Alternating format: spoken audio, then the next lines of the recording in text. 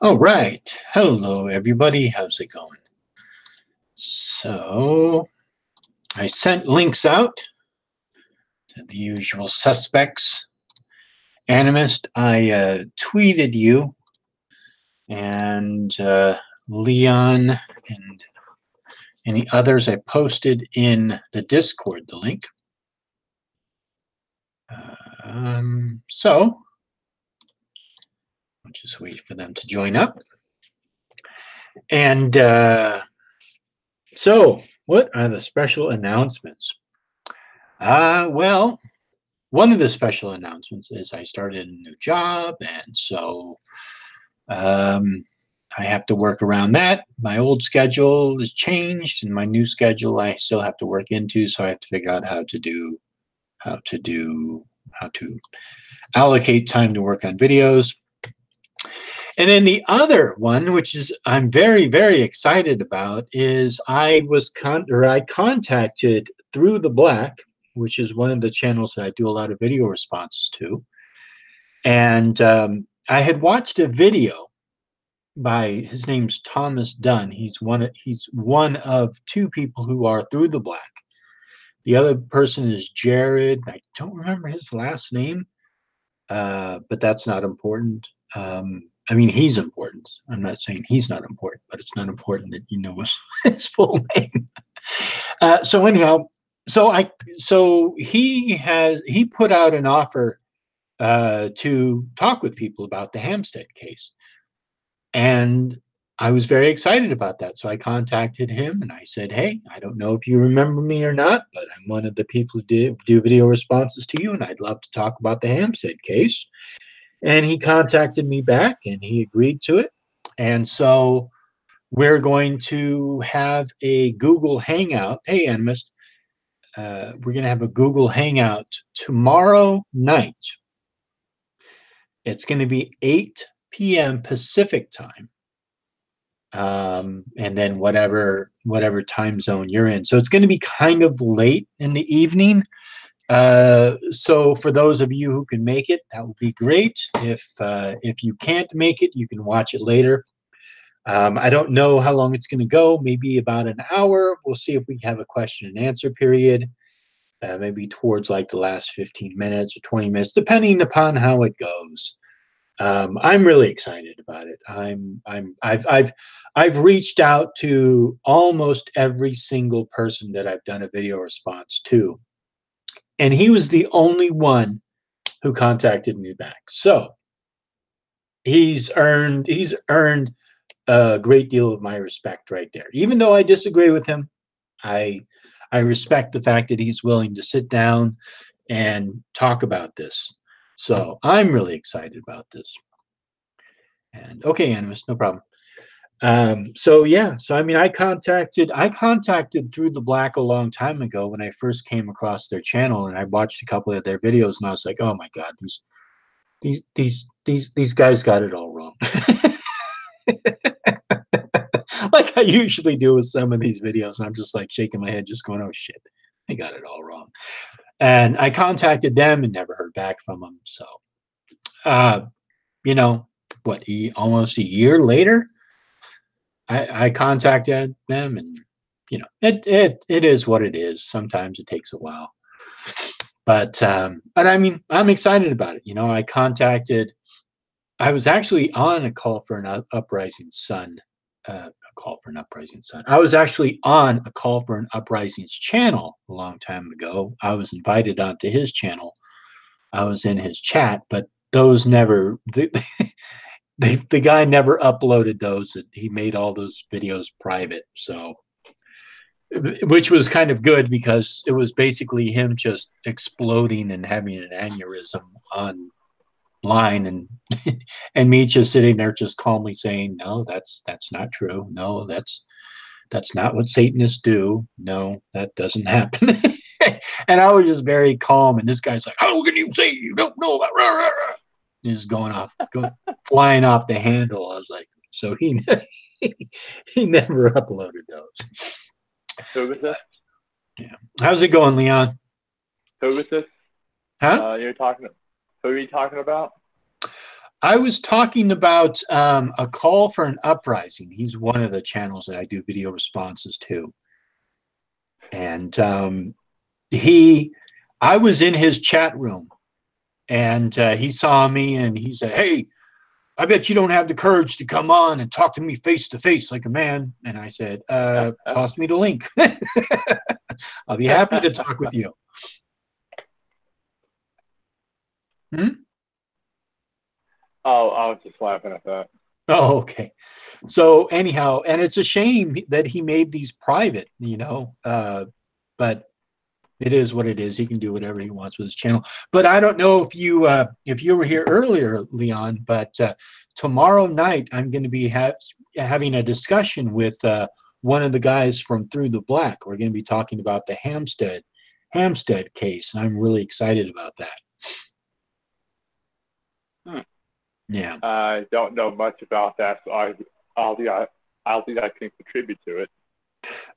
Yeah, well, it's not going to be an open discussion. It's just going to be he and myself and possibly one other person, like the other guy who's on Through the Black. His name's Mm-hmm. Jared. So it's not going to be, it's not going to be like we have it right here where we're all going to be hanging out. It's going to be he and I discussing this case, him giving his evidence and what he's researched about the Hampstead case, and then what I've reached about the Hampstead case, and we're just going to talk about it. It's not going to be Okay. like it's not going to be set up like a debate. I don't like debates. I mean, debates are really pointless. I don't think that either one of us are going to walk away from this with our minds completely changed.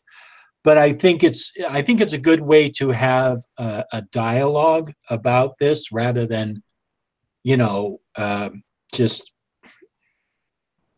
I mean, it's good to just sit down and talk about these things rather than just point the finger at somebody and say, "Oh, you're wrong," and "Oh, yeah, you're wrong." And Um, that doesn't lead as anywhere.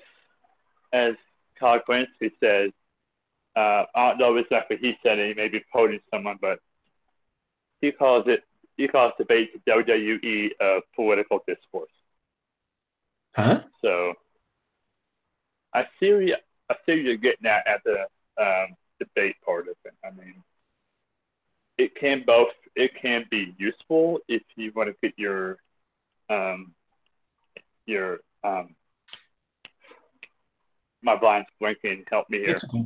It's all right. I mean, so what I interpret as a debate is you have either a team or individuals on opposite sides of an issue, and you have a moderator, and the moderator allocates a certain amount of time for each side to present their argument, and then give their argument, and then summarize their arguments, and then give closing statements.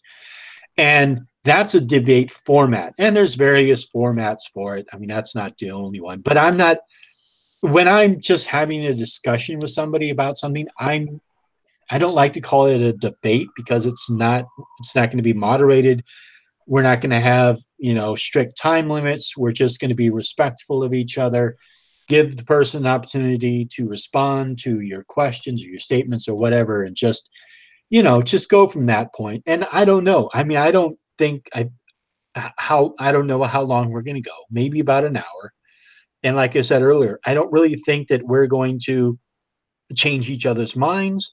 But I think it's just going to be a way for people to hear about our positions and what evidence we have found. And I mean, I'm kind of hesitant about saying anything about it just because I don't want to sway people's opinions. But people can research it for themselves. This case, I mean, it's something that I've been working on a video for quite some time because I've been watching like fucking like 12 hours of fucking video and reading documents, and because there's actually so much information out there about this particular case. Can you But give me a summary on the case? yes, okay. So the summary is that this lady was divorcing her or left her husband. I don't know the exact specifics about that, They went on a holiday with her new boyfriend, a new husband, and they went to Morocco. And on the way to going to Morocco, they interviewed the kids, and they talked to them about, you know, like what had happened at the school and all the stuff. And these kids gave these statements like, "Oh, well, you know, we were we were molested, and we saw rituals, and we saw animals being killed, and I mean all these horrendous things." The same thing that we've been hearing ever since the 80s, you know, the same stuff that Lauren Stratford, Mike Warnke, and John Todd have been spreading. But these phone interviews with these kids were actually the parents. Well, they weren't the parents. It was the mother and her new boyfriend coaching these kids on what to say.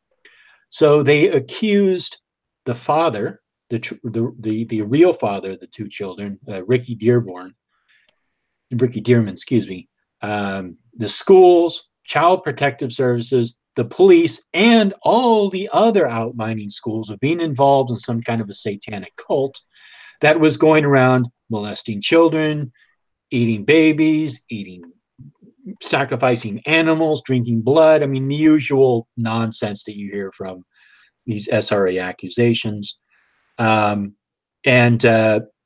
so the mother never came to court because, well, she would you know, she'd have to give a testimony under perjury, under oath, and if she was found to be lying, she would commit perjury. So she never showed up to court. Her children were put into custody because of what was going on, and Child Protective Services took them in. They were interviewed by the police on 3 occasions. The first occasions, the kids were sticking to their stories that the parents had given them.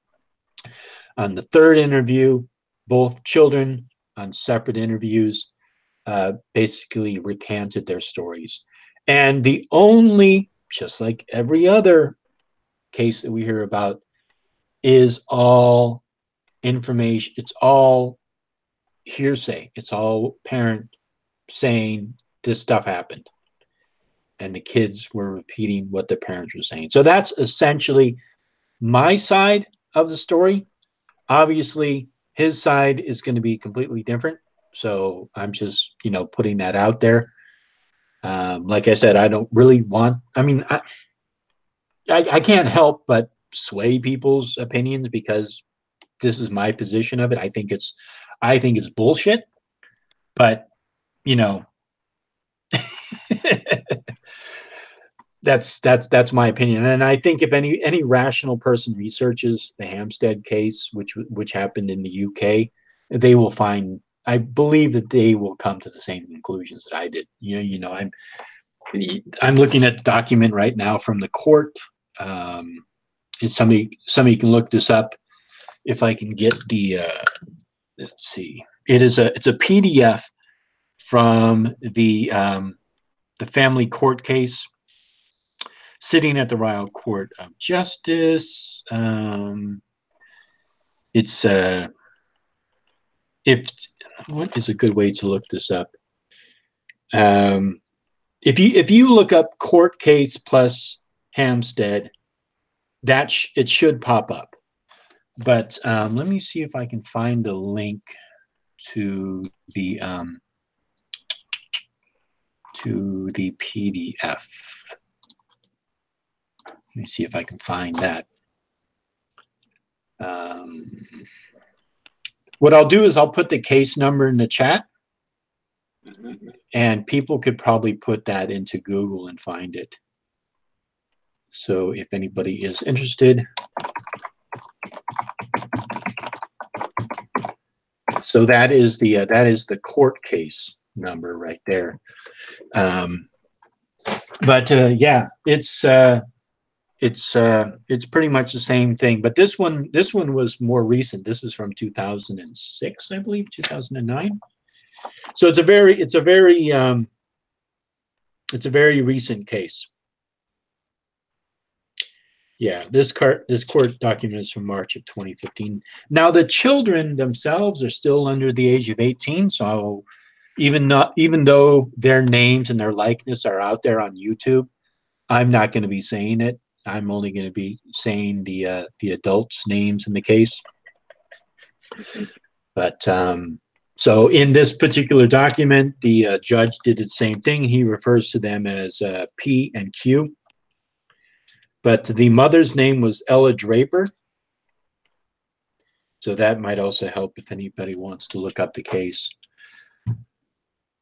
But anyhow, so I'm going to be having that debate with Tom from Through the Black tomorrow at 8 p.m. Pacific. So if people want to check that out, it should be interesting. All right. Yeah. So how's it going, Animist?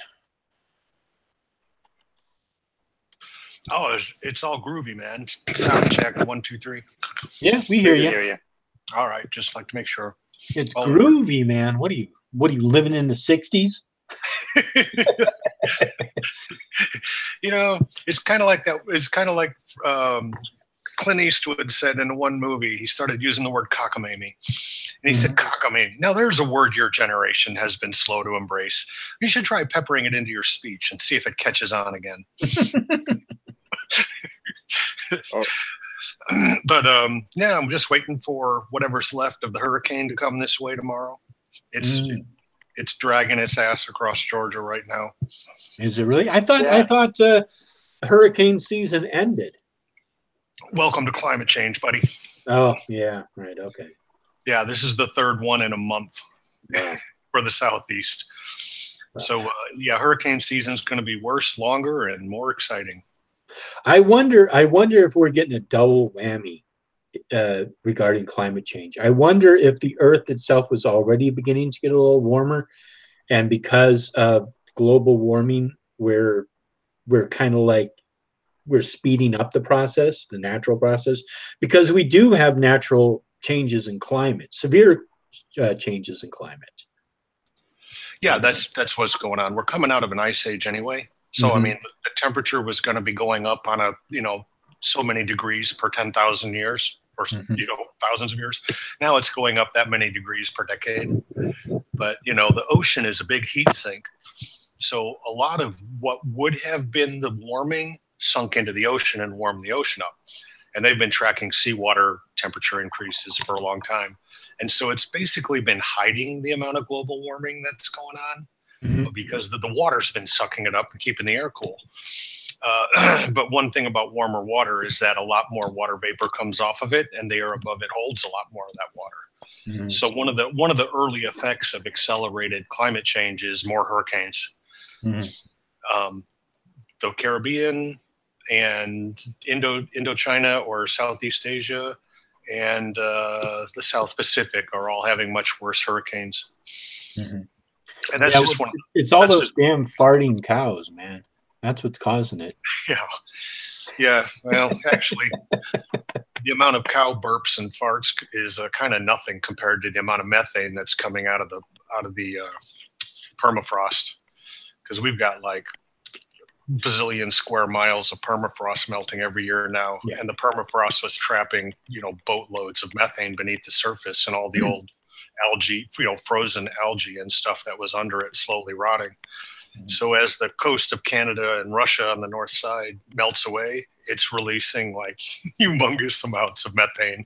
Oh wow, I didn't know that. Yeah, I had a girlfriend who was going to Cal Berkeley when we were dating, and she's actually now a marine biologist, but she was studying. One of her classes was on climate changes. So she told me all about this a long time ago, and I've forgotten it now. Like she explained the whole process of how the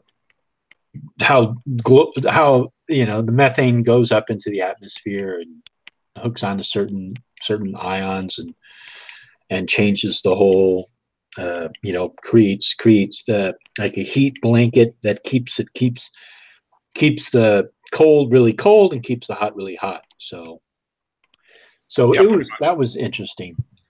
Yeah, so the water vapor, this is the beauty of it. The water vapor itself is a greenhouse gas. So the carbon dioxide gets the methane melting out of the tundra, and then the carbon dioxide and the methane warm to get more water vapor in the air, and then the water vapor contributes even more global warming. Mm-hmm. Yeah. So, exactly. and the marine biologists are the most pissed off because they're watching the ocean pH just go crazy in places. Yeah, she was like super smart. I don't know why the hell she was dating me. You know, I was just some dumb punk kid. And she's going to Cal Berkeley, and it's like, okay, why are you with me? Never ask that question. Just assume it's because you're so cool. Yeah, right, exactly. I think it was my kissing style. I mean, if you ever want to wonder how couples end up together, just look at Mel Brooks. He's a perfect example of when you see him and I think it's Annette Bening together. Like, okay, clearly he's got qualities that aren't obvious. Yeah. I mean, but he's funny. But Yeah. Mel Brooks is funny. He's smart and he's funny. You know. Yeah. And I'm neither one of those. Well, apparently you got something going on because I know. I'm just kidding. I'm just poking fun of myself. So let's see. We got a bunch of people in the chat here. So we got Kate. Hello, Kate. Baked Jesus. I love that name. Matthew, how's it going, Matthew? We got Son of Sothis. Hey, son, how's it going? We got Jeremy. What's up, Jeremy? And Shane. Shane is he's hooked on naked witches. That's his big thing. And Peachy Keen. Hello, Peachy. She's a scientist or something like that. I don't know. She kills mice. And let's see what else. And that's how you know they're a scientist. They hate mice. And Carrie. Hey, Carrie. Carrie's in the house. I was just telling them, I'm just waiting for the hurricane. I've got dark chocolate and Lambrusco wine, and just waiting for the sylphs to do their work. We'll see. Oh wow, you got chocolate and wine. You're all set for the hurricane. Yeah, exactly. And I've never been through it. I've never had a hurricane come over me. I've not been through earthquakes, tornadoes, fires. Never been through a hurricane before. This should be cool. I want to go out in it. If there's enough of it left to be interesting, I'm going outside. I think you might want to wait on that. You know, maybe feel it out first, then do that. Because they can really sneak up on you really quickly, and you think it's kind of like, oh, this hurricane isn't so bad, and it's actually just the beginning of the hurricane. So you're like, oh shit, this is the hurricane, and you know, houses are flying around. And well, I'm not going to go way out in it. I'm just going to like go out in the front yard. Well, that's what I'm saying. Like well, anyhow, just be careful. That's all. Yeah. Well, it's only supposed to be force 3 by the time it gets here, and it's fading really fast over the hills of Georgia. So we'll see if it's cool when it gets here. You know, I've been through some pretty nasty thunderstorms, so. Yeah, we don't really have any natural disasters here in the Bay Area. I mean, we have earthquakes, obviously, and we haven't had a big earthquake for a while. So we're always kind of prepared for those. But earthquakes are one of those things. It's just kind of like no warning, really. You know, it just sort of happens, and then all of a sudden the ground is shaking, and you're like, "Oh, we're having an earthquake. I'm gonna die." At least a hurricane, tornado, you kind of get a little bit of warning, so you can sort of run. Earthquake, it's kind of like, nope, it just happened, and you're dead. Well, tornadoes, the thing about tornadoes is you know when they could happen. You know that there's like a watch out. It's like, okay, the conditions are right. It could happen, but you really don't know where because they are pretty random, and they bounce around really randomly. So like one time, the house literally... I could have thrown a rock into a tornado one time if I'd been outside. And it would have thrown the rock back? Yeah, probably. But it literally ripped the house off it literally ripped the roof off our neighbor's house. That's all it did. It came down just far enough, grabbed their roof, pulled it off their house, took off grand theft roof, grand theft shingle. Grand theft roof. And that was the only damage it did in our area. Wow. It just bounced down on a hilltop and took off with the roof. It was like it needed a little, I don't know, a little shelter for its camping trip or something. So yeah, it just took the roof off an A-frame house. It's building a nest for its other little tornadoes. Yeah, exactly. And so, but that was hill country, so it tends to bounce from hilltop to hilltop in that kind of country. If you're out in the flats of Oklahoma, you're just kind of screwed because it leaves a great big tear across the ground. Yeah, I was thinking it But, doesn't seem like tornadoes would happen in a really hilly or mountainous region. Seems like it would be flat plains. Am I right? We thought that tornadoes couldn't cross rivers. Oh, we know now. Hmm. Well, Oh, no, they'll yeah, do water. because it goes along the, what is it? It's the air. It's the cool air pressure and the hot air pressure, I think. Yeah, that's how they form. When you get the warm air trapped on the ground and the cold air trapped above, That's what and then the cold air is basically trying to drain down through the warm air. Mhm. So you can kind of feel it coming because it'll be the middle of the afternoon and the day, or late afternoon, the day's cooling off, and then all of a sudden the air will get real warm and still, and the sky gets this kind of purple green, and then you start looking for a hole to duck into because you know one of these things can come down any second. Mm-hmm. Well, that's why it's good to. That's why it's good to have a basement that has what do they call it, the tornado shelters in it. Yeah. Yep. Yeah. So I'll have to ask Carrie. Hey, Carrie, have you heard anything about the Hampstead case in the UK? I'm curious because it was in I think it was near Christchurch because that's in the southern northwest east. I think it was the southeastern part of England. So be curious if she heard anything about it, because especially in the UK, it was a much bigger case. We didn't really hear that much about it. I heard occasionally I heard things about the Hampstead case here in America, but it was not really too much information connected to it.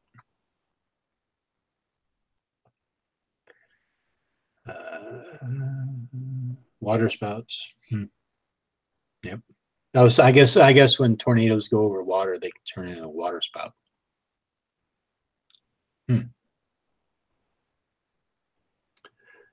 Yeah, and then somewhere, I was just saying, somewhere a few miles away, then all of a sudden there's a rain of fish. Literally, because when they touch down on water, they just suck everything up. And then if the tornado sucks everything up into the cloud layer and then dissipates, whatever was in that water just comes falling back down. And so there will literally be like a rain of fish and frogs and stuff. And people think it's like an act of God. No, it's just weather. Well, it's an act of God if it either hits a certain location or it misses a certain location. It's an act of God in favor of one side or the other. So if it hits somebody, that's because they sinned. And if somebody is saved from a tornado, it's because they're a good Christian. Yeah, logic, though.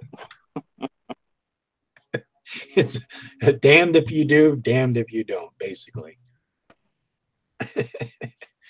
But so for people who may have showed up a little late, the big announcement is that tomorrow night at 8 p.m. Pacific time, I will be having a discussion with the gentleman from Through the Black who his position is that he believes that the Hampstead case that happened in England actually happened, and this is a case supposedly involving some satanic cult that was doing these horrible things to these kids. And I've been researching the case, and I mean, I have the court document here. I don't believe it happened. So that's what we're going to be discussing tomorrow.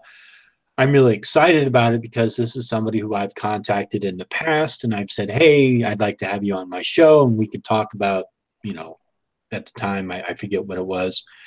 But I didn't hear a response from them back then, but recently he put up a challenge to people to talk about the case, and I I sent him I sent him a Facebook message and an email, and he said, "Sure, I'll do it." So I said, "Oh, awesome, wonderful." So I'm really excited about it.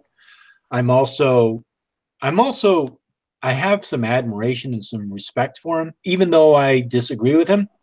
I still respect him because he's willing to discuss the case.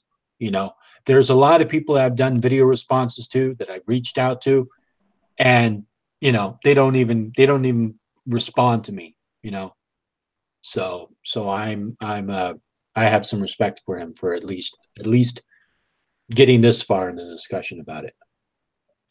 Yeah, are the guys you're meeting with, are they from the UK or are they Americans? No. They're from America. They're from America. The Hampstead case is something that happened in the UK,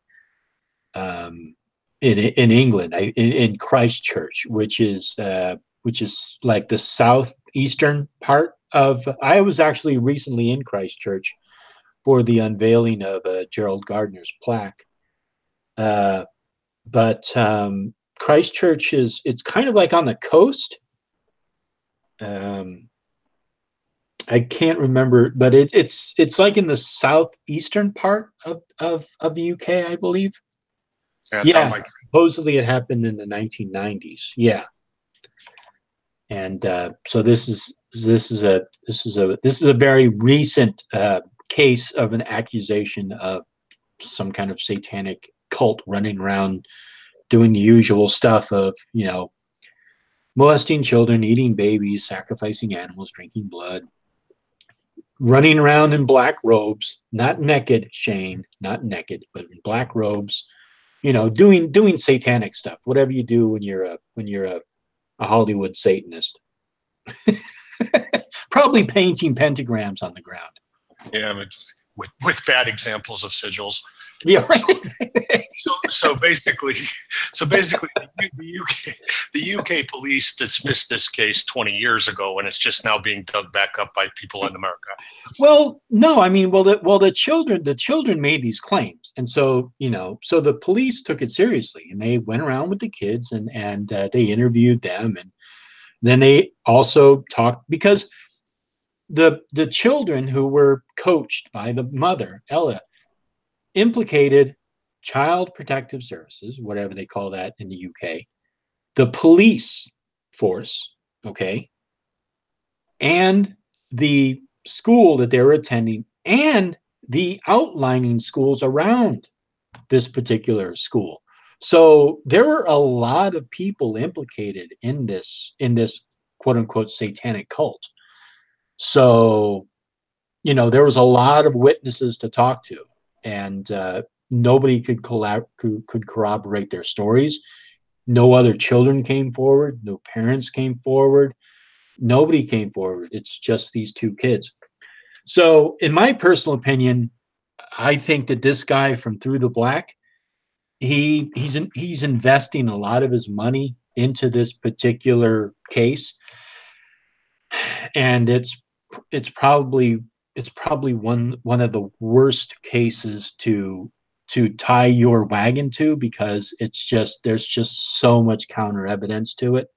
But again, I don't know, maybe he has information that I don't have access to, and so, but that's what we're going to be discussing tomorrow night.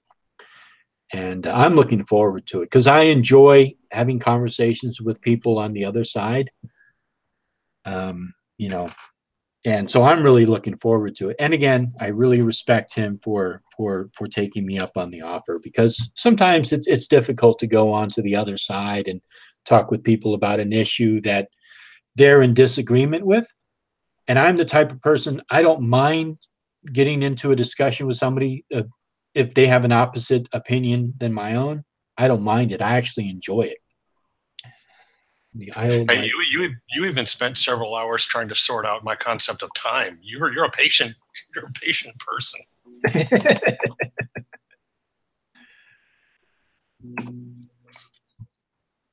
Well, yeah, but I mean, you know, I mean, you're just a nutty shaman, so, you know. Yeah, but you did better than most anthropologists do. Well, I mean, it's religious studies is actually a very fascinating study. There's actually a lot of, I mean, we have what, millions of years of evolution in this. I mean, it all goes back to just, us trying to figure out why the fuck, the sun rises and the sun sets, or why we live and why we die. And I mean, these are just fundamental questions. And obviously, along the line, people said they have the answer. They have the answer for this. Why does this happen? Because of this God. Why does this happen? Because of, because the God is angry or whatever. So, I mean, religious studies are very fascinating to me. And I don't dismiss it as much as, like, there are some people who just think that religion should just be wiped off the earth. And once we do that, everything will be fantastic.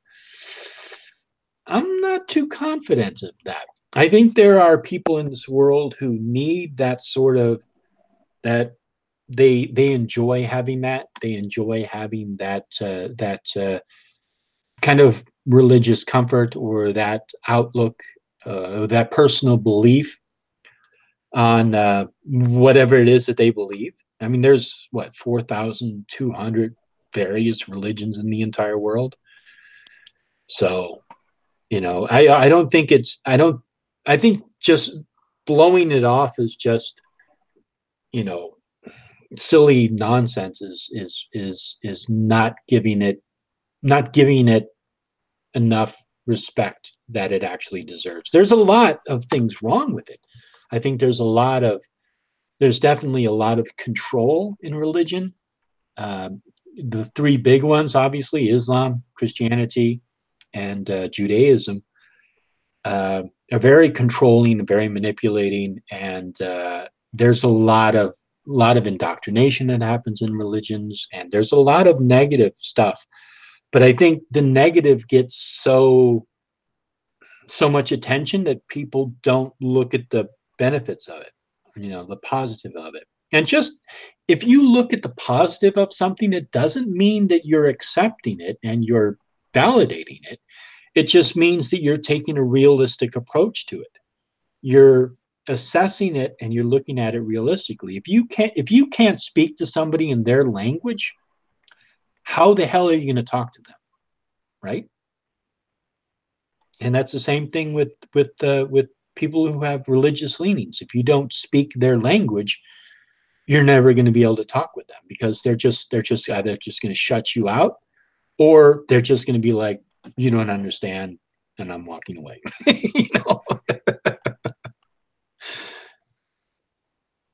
Yeah, I'm kind of with Heisenberg on that whole subject. As long as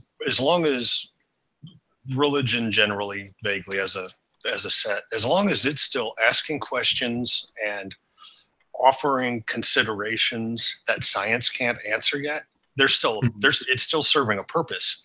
It's still opening up doors where there's mysteries out there. It's still pointing to where the unknown is. And there's a little bit of God of the gaps function going on there, because once science locks something down, okay, that's not really a religious issue anymore. But there's still a whole lot of stuff that science can't answer, and they find more questions than they find answers every time they go out and come up with a solution.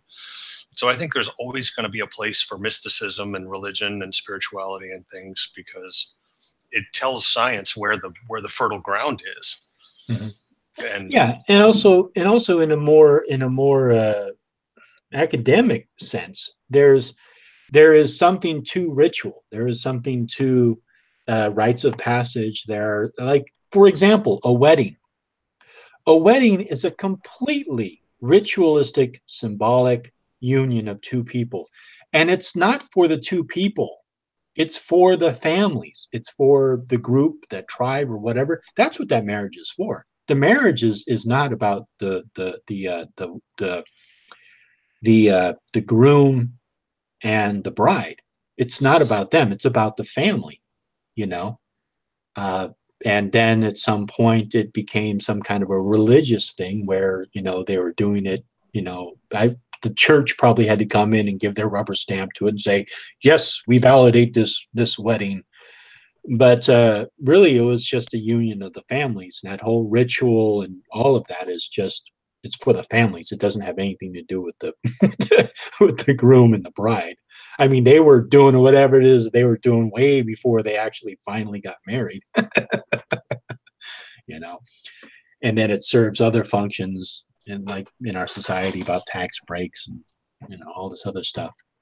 But Baggage. yeah, Baggage. yeah. I mean, Yeah. I've been married before. I don't I mean, it's wonderful. It's fun. It's fun to have your family there and to go through the. I mean, it is. It's really nice, and those kind of rituals are good, in my opinion, for human beings. It gives us a sense of joining with our community, a way of joining and just being a part of.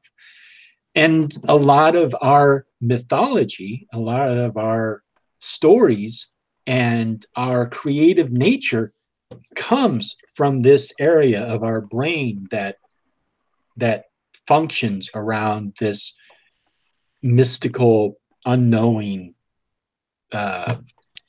aspect of ourselves. Yeah, and for people, and I just thought of this. There's a lot of atheists out there who really love Star Wars. Mm-hmm. Yeah, and Star Wars is completely a mythological story. Right, exactly. They still love the process, and they still feel a social identity with other people who are part of that process. Mm-hmm. They've just sort of uncanned their own worms in a current generation. Mm-hmm. So yeah, but I think that as a social and a transmission of culture function, I think it's still legitimate as long as it doesn't try to assert things that aren't its property. Yeah, well, yeah, and I think I was actually thinking about this, and I was actually trying to flesh out a video for this. But there's a difference between personal belief and religion. So religion is a way of kind of conforming, controlling, and sort of setting setting boundaries for a person. Like, you can't do this, you can't support that because our Bible says that man and gay marriage shouldn't be allowed, or you shouldn't be allowed to have abortion. These are religious structures that are built. Personal belief is what somebody may hold, but they're not really a part of a larger religious body that's kind of telling them how to live and how to view things.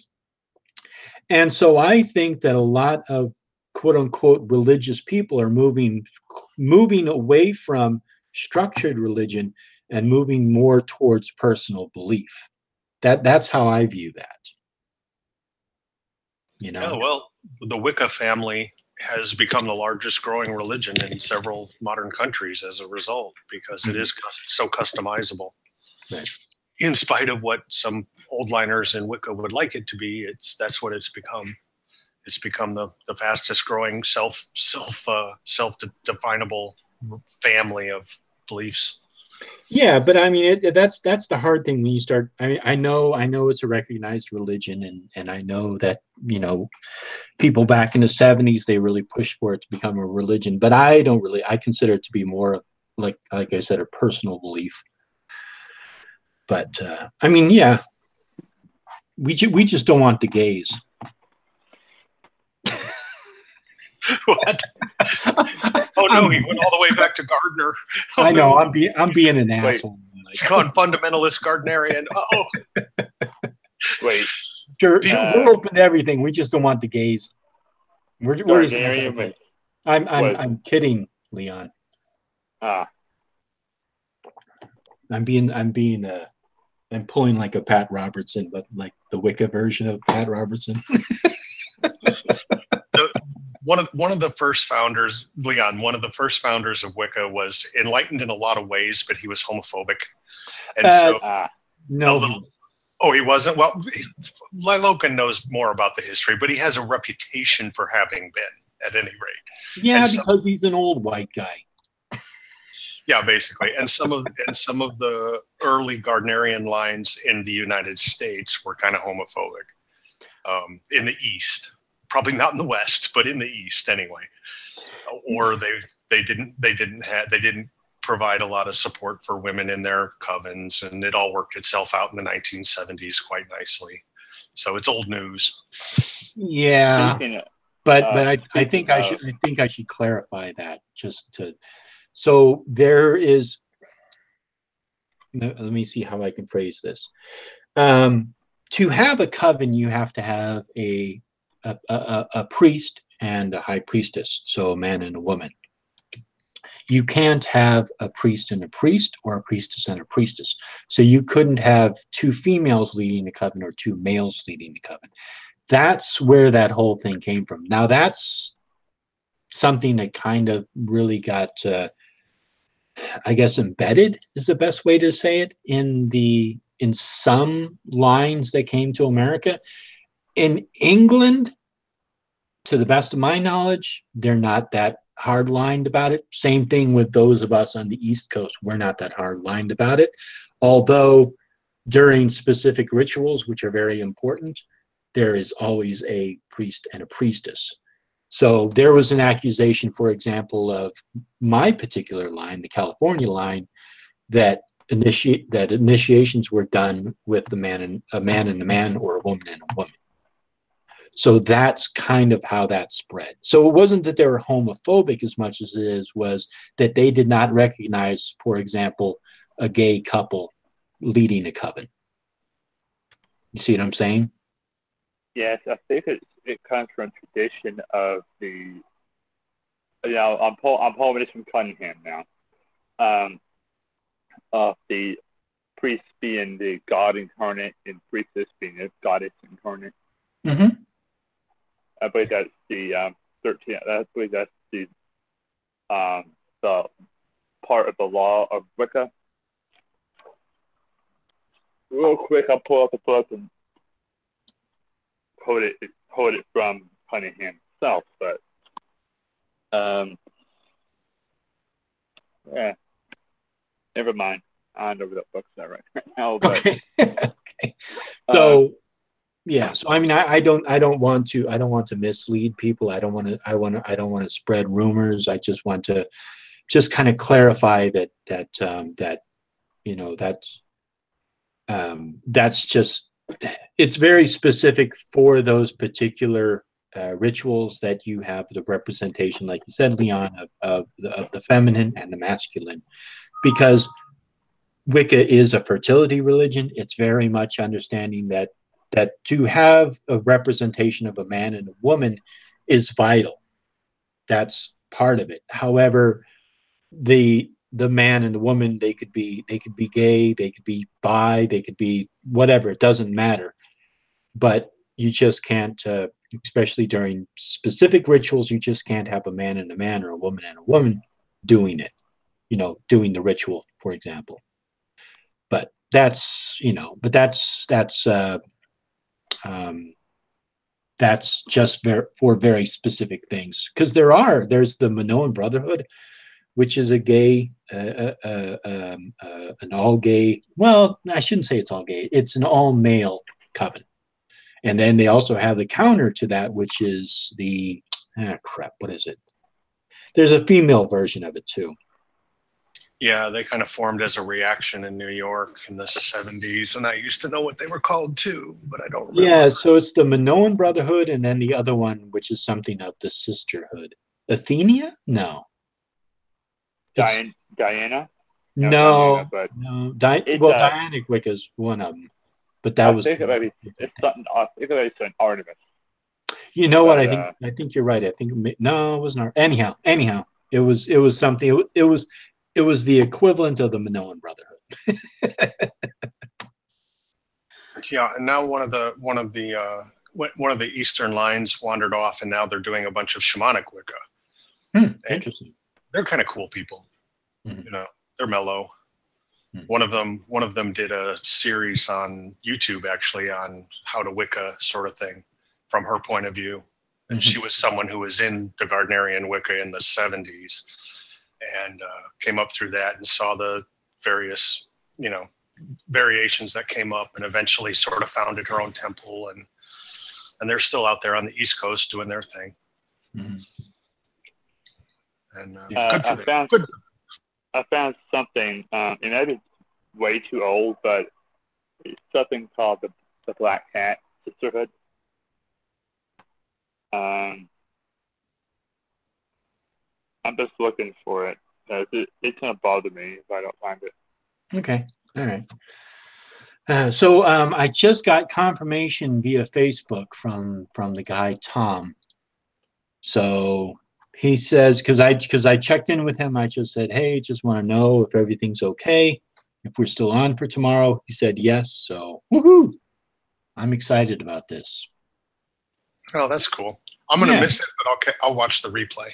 Yeah, exactly. You can watch it. You can watch it afterwards. It'll be up. But I'm really excited about this because, you know, like I said, I put it out there. I've invited people onto my channel, like people in my comment section. They're like, you don't know what you're talking about, blah blah blah, all the stuff, and I'm just like, okay, you want to come on to my channel and talk about it? They're like, I got tuba practice, you know, and suddenly their life becomes incredibly busy. Yeah, I've seen that happen a few times. Yeah, it's like they got 15 minutes to type out a comment and then throw in a couple of colorful choice words, but suddenly they don't have time to, like, you know, come do a hangout for half an hour. Yeah, I think when you invite them to come to a hangout, sometimes it's the first time they think about who they're in the cast with. You know, the kind of people that are and the level of practitioner that's in the chat and who's talking, and decide maybe they're not going to get real far with their shtick in this crowd. Yeah, and also I think what it is it's like now you have to realize that you're interacting with an actual human being, because most of the time when these idiots get into a chat, get into a comment section, they're just like, you know, they're just spewing out nonsense, and they don't really think that an actual human being is going to be reading this with, you know, feelings and thoughts and emotions and all this stuff. And so when they're confronted, for example, like in a hangout with somebody who's an actual human being who actually feels and has emotions, and then it becomes difficult for them. Then their whole tune changes, because now they cannot be anonymous. You know, there's a certain level of dehumanization and coldness that you can uh, I'm at a loss for words here. I'm trying to maintain. Yeah, exactly. Maintain. And when you actually have to look somebody in the eye and talk to them as a human being, suddenly you're like, oh, you're nice, and, you know, it's a whole different vibe to it. Yeah, then they kind of usually, the ones that have come on have started going, well, you know, I was kind of, you know, messing around, and this is interesting. What are you guys up to? Mm-hmm. What are you really? I'm kind of curious. And then it's cool. And suddenly it's cool. Yeah, it's funny. I think I told you last week there was a guy that was in my comment section, and we were going back and forth about Bill Schnoebelen, I think, and so he sent me a friend request on Facebook, and I accepted it, and suddenly, like, he wrote me this message, and it was like complete, not a 360-degree turn, but he was like, hey, I just want you to know I wasn't really angry with you. I'm just angry with the situation, and you're actually a nice person and all that. And I was like, oh, well, thanks, you know. But before we were friends on Facebook, I was just like some anonymous, you know, devil icon on the internet. And it was easy for him to just sort of spew venom and be an asshole with, you know. It's funny. So yeah, I never get that. I got to get some stuff up so I can get some of that. That sounds like fun. All you got to do, Animus, is put an opinion out there, and somebody will disagree with you if they can figure out what I'm saying in the first place. Like, hang on, let me get my physics professor. I think you're wrong about something. just write down in your video. Just do this. Just go 2 + 2 = 5. Fight me, and then that's it. And I guarantee you, people in the comments section will be like, 2 + 2 is 5, or even better yet, do like 2 + 2 is 4. Fight me, and you'll find somebody who's going to be like, no, 2 + 2 is 5, and they'll explain exactly why. I'll get some Trekkie fan who's quoting Captain Picard. There are 4 lights. Or you could create like a fucking a storm on YouTube by saying Star Trek is better than Star Wars. Oh, that's raging all the time. You can't even make a dent in that wave. That thing is going all the time. Okay, we don't need a World War III in YouTube again.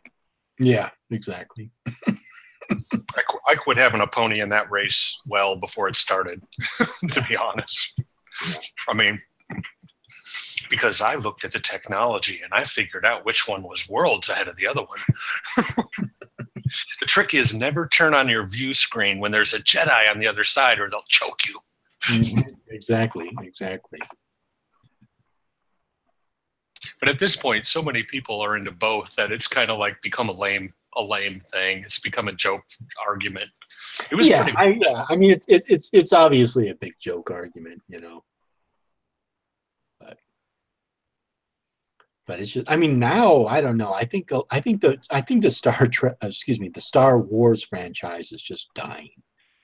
It just doesn't. Hollywood they just don't know when to quit. I mean, there are certain things I think you just shouldn't fuck with. Just leave it alone. They should have done that at the last of the 3. Was it the last 3 or the last 2? Last 3 Star Wars movies before A New Hope, the 4th one. They really shouldn't have done those. They should have just stopped right there and said, "That's it. We're not making any more." They should have stopped. They should have stopped after Return of the Jedi. He really didn't have any. We don't pretend those exist. Yeah, but it was kind of like it was canon though for those people who like read the books and followed it and got really into it, like the real hardcore Star Wars fans. They knew about these 3 other books way before the movies came out. So it was good that they created those first 3 movies. But I mean, after that, I think it was just they're just trying to wrench the last dollar bill out of every single person in America. Well, that's what Disney does. Yeah, that's true. And I think it's the director or producer. I forgot what her name is. George Lucas? No, the new director. When Disney took over. over. J.J. Abrams? Yeah. I think it's the producer. Lens Flash guy? Female. I would look it up. I think it's a woman that's running the show on Star Wars. I didn't know that. At least on 8. Somebody's in the chat saying Kennedy. Kennedy, yeah. Oh, is that her name? Yeah. Okay. Yeah. And I think she's still on for episode 9. Ugh. And if she is, I'm gonna tell Star Wars to take me fuck off because I think they're going to remake 8 with J.J. Abrams on them. Yeah, Motive LeBras says it's Kathleen Kennedy. Yeah. Yeah, so I mean, I think that like Animus had mentioned earlier, I mean, Star Wars was a perfect example. I mean, it was based off of Joseph Campbell's A Hero with a Thousand Faces. I mean, it represents the hero's journey. The hero's journey represents our journey through life, and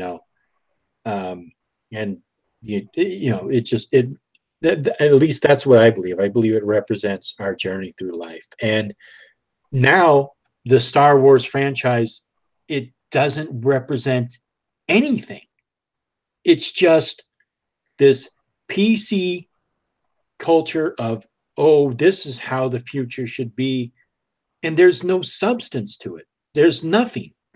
That's what happens when you take out that that mythological cycle to our story. Storytelling has been around since, you know, we developed language and we sat around a campfire. Those stories mean something to us. And if you just take apart a story and just try to slap in random nonsense, it's just it's crap.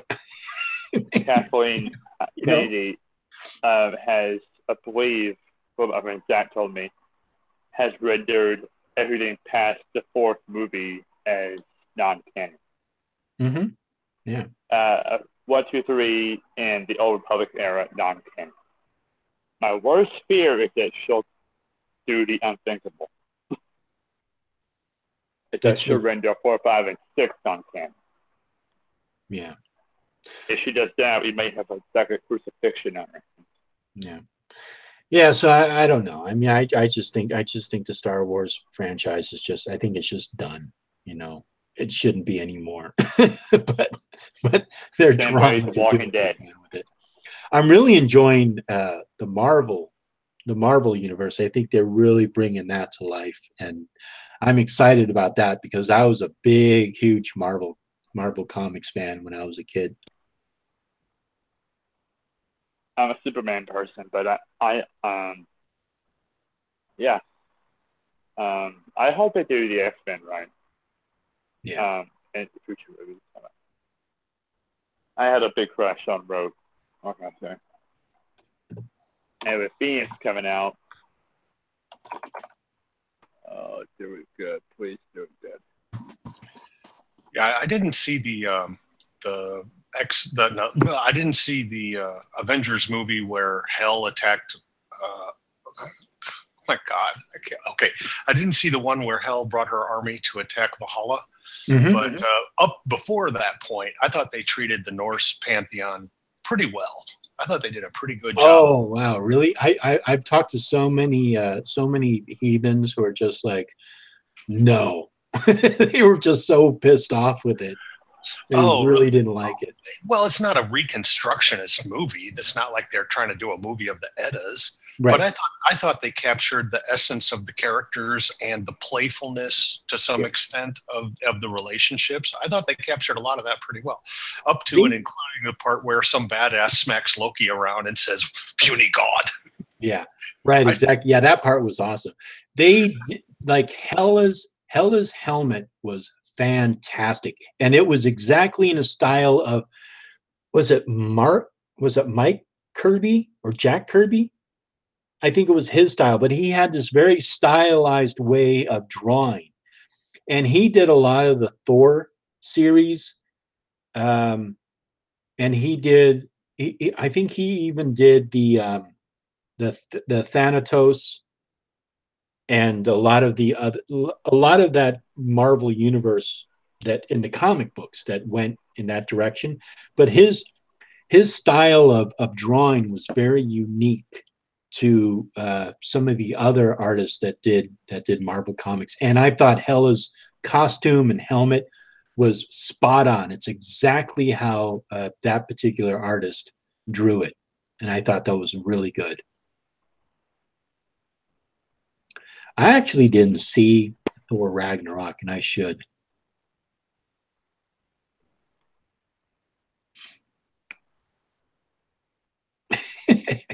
And it was always I hope Loki gets a freaking movie. That's all I'm gonna say.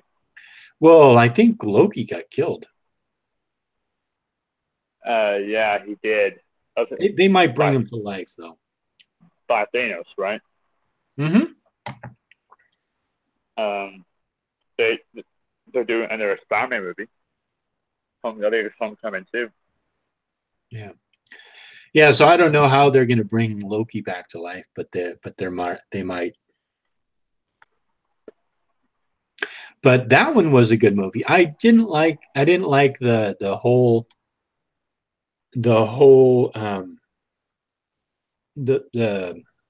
I didn't like the premise of Thanatos, basically just snapping his fingers and eliminating half the population, because that's the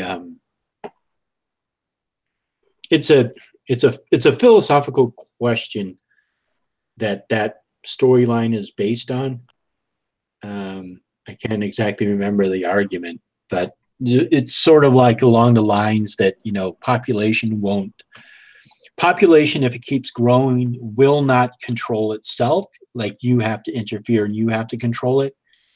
And they've actually thought this way for quite some time. Like, they projected our population would, you know, be like much higher than it is now and be completely unsustainable. But that's not what happens. Is that the population actually does sort of self-guide or self-regulate itself. And so the projected population growth that they thought we were going to have, we don't have. We're not even close to that. So, and that kind of philosophical question comes from that. Like, if you could, without, you know, if you could push this button and wipe out half the population, you know, nobody would know you did it. There would be no tie to you. Somehow it was like, if you could be completely absolved of all responsibility for wiping out half the population, and it was for the best, would you do it? And so this was sort of I don't know, I guess it's more of a moral argument. And that's what that Thanatos storyline, I believe, is based on. I could be completely wrong, but no, it's pretty much, that's what I've heard about it. Mm-hmm. And you know, and if that happened now, if something happened that did that now, natural or whatever, the population wouldn't jump back up right away because of reasons which we can't get into because we don't have time. But hopefully advancing technologies will make our population sustainable, because it isn't right now, even at the level it is right now. So we're banking on future efficiencies to compensate for where we've gone over the line already. Yeah, but I don't have access to the information, but they have done studies where, like, they believe that the quality of life would go down. Like, if the population goes up, resources, obviously there would be less resources and people would suffer for it. But it's actually quite the opposite. It's like, because the population increases, you have more people creating things and creating industries, and actually the quality of life all around the globe goes up. And that's kind of what we're seeing right now. Even people in like sub-Saharan Africa, their quality of life is greatly improving. And so as the population goes up, the quality of life increases instead of decreasing, which goes against these models that these people came up with. I mean, look at the quality of life that we have now. I mean, it's amazing. And we have, you know, we have a huge population on the earth, you know? Yeah. Yeah, like I said, I think that's too big for us to solve in the time we have left. Yeah, and I don't think there is. Like I said, I think that human beings, in a sense, self-regulate. It's kind of like lemurs that, you know, that commit suicide. They jump off the iceberg, you know. I think that maybe on subconscious level or whatever, we sort of self-regulate. I mean, like, a lot of people in my generation, including myself, didn't have children, you know. It's kind of a way of self-regulating. And people get paranoid, like, oh my God, we're going to be like white genocide. We're going to be bred out. It's like, no. I mean, that's I understand where that fear is coming from, but if you look at the reality of the situation, that's not accurate. You know, white people aren't going to just disappear after a generation or two. No, and as long as the Arctic stays dark, pale people will become pale-skinned from living there. Yeah, I mean, it's just a fact. No matter who goes there, they'll get more pale. Yeah, you just end up mixing more. So instead of having Asian, Black, Latin, and Caucasian, now you have half Asian, half Black, half Caucasian, half Hispanic. So you have people intermixing. So you don't have 100% of one race. You have people who are mixed, and it's the same thing. If you think about like what happened in the early 19th, early late 18th century, 19th century, where you had Germans and Welsh and Irish and English all intermingling and interbreeding, so that now it's like, like I can't consider myself 100% Irish or 100% German because I'm not. I'm like 50-50. In 100 years from now, it'll probably be the same way with, you're not going to be like African American or Asian or Caucasian. You're probably going to be a mixture of those two. Yeah, and one of the nice things that I think you see is that as people's mobility range and social networks get larger and larger over bigger and bigger areas, and of course the internet just whoop in one swell swoop covered the whole planet, is what people consider their tribe is going to be a greater and greater percentage of the population until no one cares. Mm-hmm. Which is where we need to be. We need to be at a place where, okay, you're human and you got a job to do as humans. Get life off this rock out into space. And I think that will, as soon as there's Martians, then everybody on Earth will have to kind of go, okay, we're humans on Earth and those are humans on Mars or whatever. Yeah. And all of a sudden you'll be able to see yourself as a species almost inherently. So it's just a matter of increasing perspectives, and that's happening, and it's inevitable. So isn't that kind of how most science fiction stories go? Like, we're humans. Oh, we found an alien species. Now we're suddenly humans, and we unite. And like every science fiction game I've played, the humans are on united front. And is that what happened? Yeah, pretty much, because whatever else is out there is so much more different from you than you are from each other, that the tiny differences between members of your own group suddenly don't mean anything.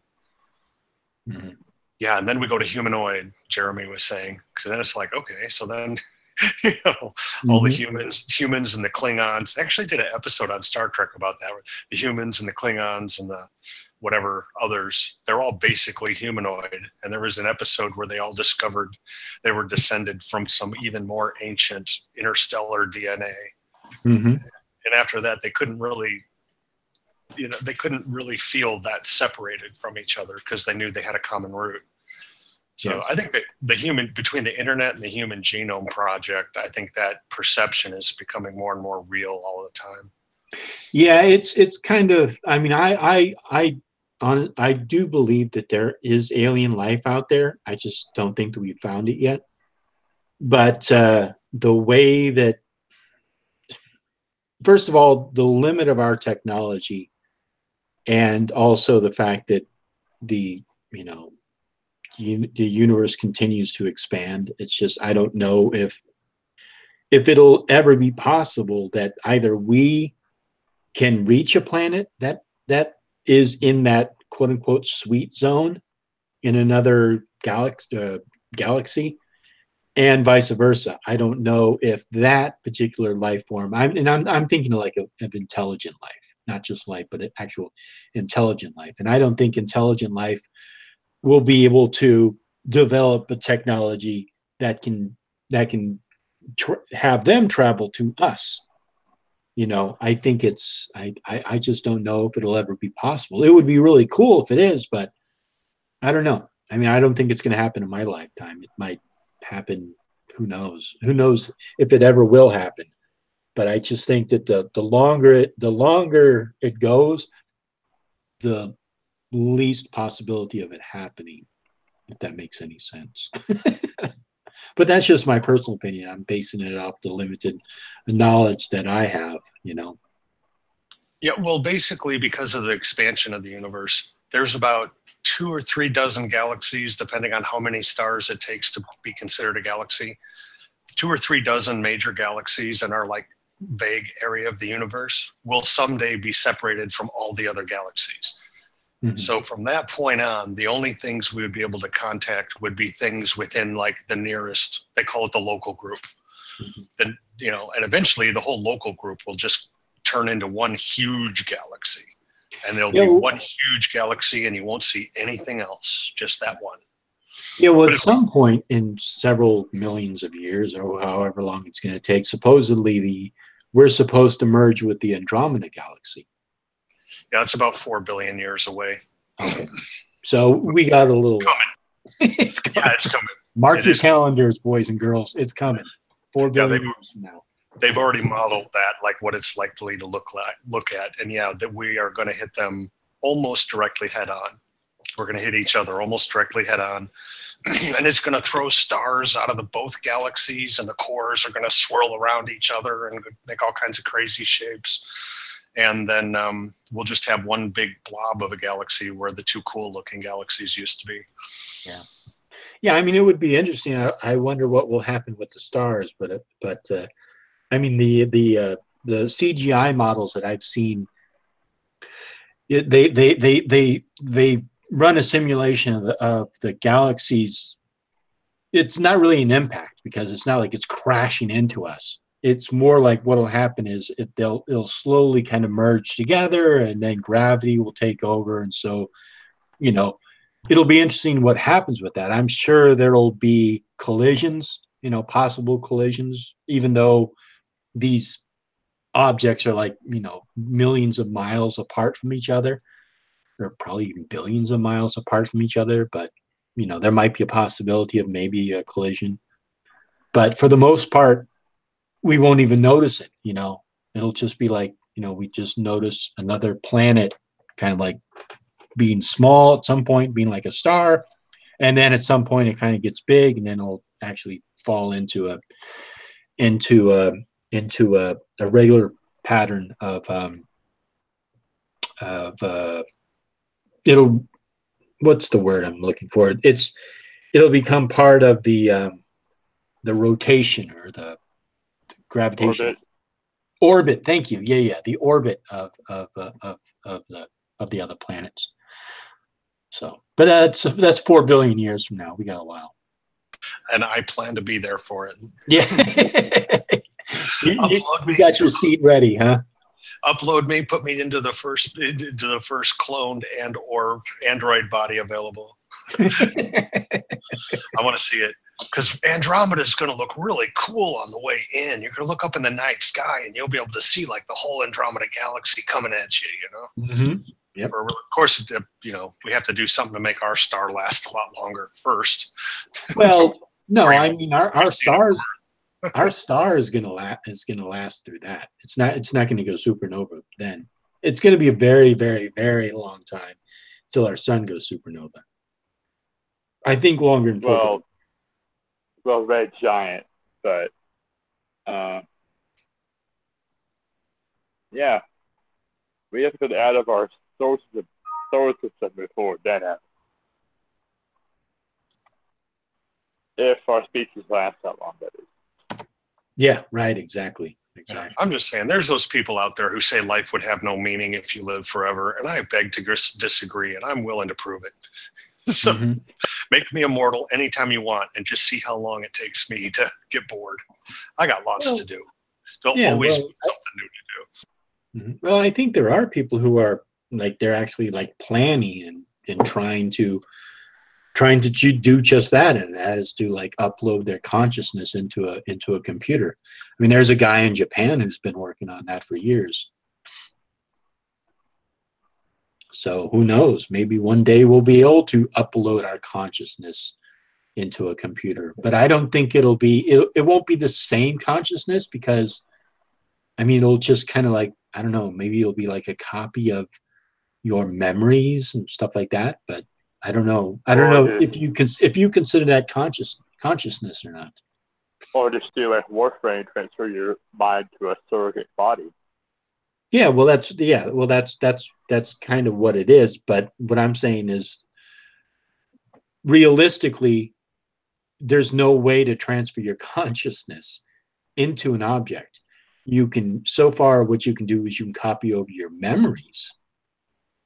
You could record memories, you could write memories, you could put your memories into something, but that's not your consciousness. If that makes, you know what I mean? Yeah. That makes total sense. And that's what a lot of people are mentioning is, You can, if you made a copy of, if you upload it into a computer simulation, that you've just made a copy of yourself, and from that point on, there's two of you, which the lawyers are already chewing on what that would mean. You know, Mm-hmm. Okay, now who owns what property? Right. There are lawyers, especially in Europe, who are already seriously starting to debate this stuff because they think, you know, within their lifetime, within the law, they may be facing some of these issues. Interesting. Because, you know, the whole computer thing and the whole understanding of the way neural nets work has come a long way. We're not there yet, but it has come a long way. And when you consider how fast it's come that far, another 20 years may be enough to where you have to face those issues. Yeah. I find it... Oh, sorry, go on. Sorry. I find it funny that we decoded the human genome down to the last cell, yet what goes on in your head is about as mysterious as the ocean. So, we decoded what makes us biologically us, yet our brains are just one gigantic mysterious goop. Mm-hmm. Like what? We think in our lifetimes as a species we'll ever decode that? Decode the human genome? You know, decode the human consciousness. Well, I don't know if they've completely mapped out the human genome. They might have, but I mean, consciousness is. I mean, you can study the composition of the mind, but it's the electrical impulses and it's, you know, it's all these neural pathways that you've developed in your life. You know, I mean, I somebody who knows more about this could be just like, I'm just like completely butchering this, but to my understanding is that you have all these neural pathways, which are basically electricity that connect certain parts of your brain, and then you store memories in some parts, and you feel emotions, you associate emotions with certain things, and I don't think that is physically possible to transfer into a surrogate body yet. I don't think we're at that point, because there's just so much complex electrical impulses. That's basically all you are, is you're just continual electrical impulses throughout in your brain. It just keeps going and going and going. So I don't know if there's any way that they could upload that into a surrogate, you know? Yeah, well, whatever you are would still remain in your original body. Yeah. So whatever you put up there would be a reflection, a simulation. Mm-hmm. Yeah. Yeah, exactly. Yeah, it would just be as close as possible to what you are. But I don't think you'd be able to learn anything.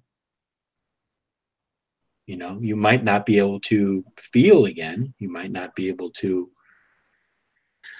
develop new memories because, you know, or I don't know, maybe you could. Maybe they would figure out some way where you could then create like another bit of memory, or another bit of RAM that you could access. I don't know. Yeah, we're just not there yet. So yeah, it's all speculation. Our speculation is about as good as anybody's. Exactly. I mean, it's fun. It's fun to speculate about this, but yeah, because they say the same thing. They basically, I mean, I've seen some interviews with some of the top guys in neuroscience and simulation, and artificial intelligence, and they're still saying, well, we still haven't figured out what exactly consciousness is yet in a scientific way. Mm-hmm. So your guess is as good as mine. But they're building better and better simulations, or better and better physical representations of a neural network. And so they're like, we're hoping to find out a little more when we finish building this thing. But neural connections are a lot more complicated than DNA. And there's no guarantee that a map of your neural connections would necessarily contain your consciousness. So you know, because it certainly processes your consciousness like the CPU on a computer, but it's not necessarily the whole of the thing. It's like the CPU. And, you know, and the connections between neurons, and there's other cells that are even more complex, and there's more of them. They're not like a binary code. They're like a 14-way code. We don't even have a computer language to program in that right now. So it'll be fun to see what they come up with. Yeah, I'll settle for life extension in the short term. You know, fix my DNA so I don't age. Maybe replace some organs if I drink too much of this Lambrusco. Well, maybe when they get to the point where they're creating quantum computers, maybe we'll be closer to that goal than we are now. But they haven't even really created a quantum computer yet. Well, at least I don't think they've. I think they've created a small quantum computer, but not on the scale that they would need to do that. No, nowhere near an organism. They've got like, the last number I saw was like 6 qubits, which can still do some really cool calculations, just because of the way qubits work. But I think 6 was the last number I saw, and they were pleased with that, because even getting the weird little quantum things to function, you know, at all was cool. I mean, this is cutting edge stuff. But, you know, if we've seen anything from computers, is that once you get the basic idea down, they grow pretty fast. Yeah. I'm thinking of my 16 kilobyte RAM Apple II back from 1981 or whatever. You know, I'm out there playing the space game on 16 kilobytes of RAM. You can't even type an email in 16 kilobytes of RAM anymore. Yeah, really. Exactly. You can't run anything on that. I used to have a whole galaxy with like, you know, 2,000 planets in it, fly my spaceship around and fight space pirates on 16 kilobytes. now you can't even load the menu screen with that. So just goes to show that people get sloppy when they have more resources to work with. Exactly. So, all right, I think I'm gonna start wrapping this up.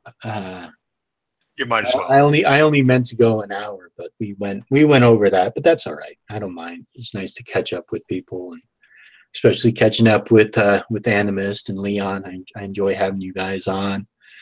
So for those of you who came in late, the big announcement is that I'm going to be having a discussion, not really a debate, but a discussion with a gentleman tomorrow night on my channel at 8 p.m. Pacific time. We're going to be talking about the Hampstead case, which is this parent who believes that some satanic cult was behind you know, all these crazy accusations that these kids claimed were happening to them. And the court found, you know, the kids recanted their story, and the mother is on the run. She hasn't come into court and defended her side of the story. So anyhow, so tomorrow night I'm going to be discussing this case with a guy who has a channel with another friend of his, and that channel is called Through the Black. And I'm excited about it because I've put this offer out to other people, like, hey, come on to my channel, we'll discuss it. And no one's ever taken me up on the offer. This is the first guy to do it, and so he's earned a lot of respect in my book for taking me up on the offer. And so we're going to see how it goes tomorrow night. And if any of my moderators show up, I'm sure there's going to be a mix of people from his group in with, you know, us. And so just, if you're a moderator, just be cool, let people fight back and forth. But if somebody starts typing in something like 1488 or anything in triple parentheses, just kick them. But if they're going back and forth arguing about, you know, satanic ritual abuse or God or Jesus or Satan or whatever, just let them go. Let them fight. You know, let them do it if that's what they want to do. But please don't kick anybody. unless, like I said, unless they're just being complete trolling assholes and absolutely have no contribution to the conversation whatsoever, and they're just there to, you know, to try and say a naughty word that starts with an N, or a triple, or triple parentheses around Jews or 1488 or anything like that. Those people you can kick. But I anybody else? No. I don't even know what that means. Oh, 1480. it's these little kids that like to get rises out of people by, typing in stuff that's going to be, that people are going to find. And I don't know. I mean, I understand that people find it funny for whatever reason. I just don't. I just don't find it funny. I mean, I don't have anything against it. I don't know. I actually do have something against it. I think it's just stupid. But again, you can do whatever you want. You just can't do it in my chat. Hey, Hellbound, is Yes. there any updates on Hidden Haven before we head off? I don't know. I mean, I put the last message I gave out to Loki and Dorian was, hey, just check in with me when you get settled in. And so I don't know. Maybe all three of us are waiting to hear back from each other. But at this point, I don't know. It doesn't sound like we're going to be moving forward. I know that.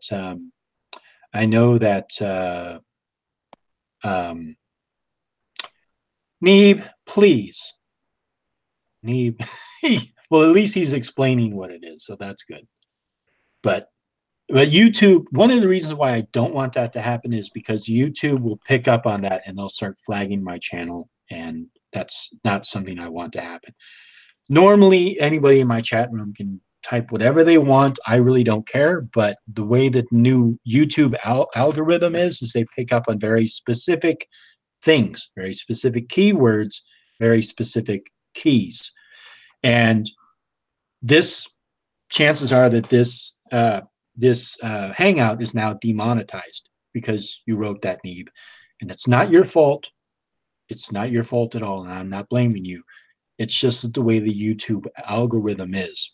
It picks up on specific things and flags it until somebody comes in and manually reviews it. And because my channel is so small, nobody is actually going to manually review this chat and see what context you wrote that in. So yeah, it's not your fault. It's just the way that this stupid YouTube algorithm is. So that's why I don't want people to type out certain things in the chat.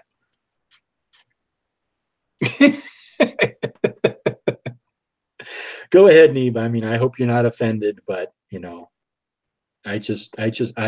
I've become acutely aware of how Google works.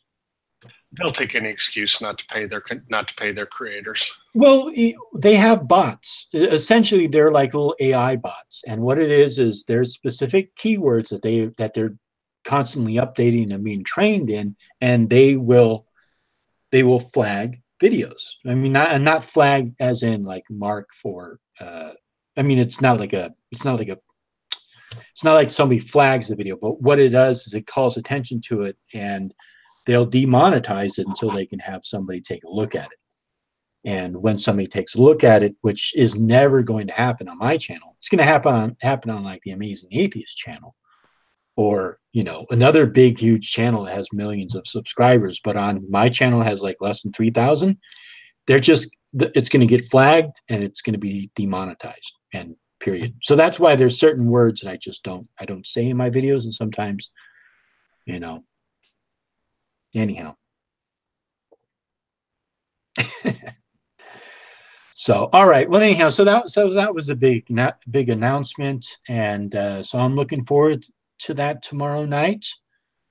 And I think that's pretty much about it. Leon, Animus, thank you both for showing up. I really enjoy hanging out with you two. And we'll see how this goes tomorrow night. And that's pretty much about it. Okay, cool. Thanks. Good to talk to you again. Thanks to everybody who is saying so much cool stuff in the chat. I always learn stuff.